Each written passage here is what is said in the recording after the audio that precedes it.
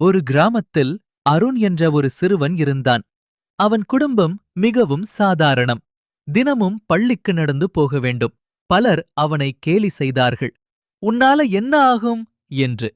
ஒரு நாள் அவன் தாத்தா அவனிடம் ஒரு சிறிய விதையைக் கொடுத்தார். இதைக் காத்து வளர்த்துப் பாரு என்றார். அருண் தினமும் அந்த விதைக்கு தண்ணீர் ஊற்றினான். சில நாட்கள் எந்த மாற்றமும் இல்லை. நண்பர்கள் மீண்டும் சிரித்தார்கள். ஆனால் அருண் நம்பிக்கை விடவில்லை. மழை வந்தது, வெயில் வந்தது. பல நாட்கள் கழிந்தது. ஒரு நாள் அந்த மண்ணை உடைத்து ஒரு சிறிய முளை வெளிவந்தது. அருண் புரிந்து கொண்டான்.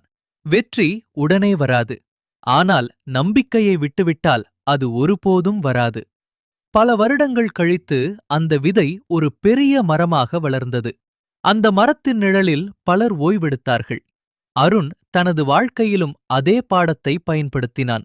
அவன் படித்து உழைத்து ஒரு வெற்றிகரமான மனிதனானான். அவனை ஒரு காலத்தில் கேலி செய்தவர்கள் இன்று அவனை பாராட்டினர்.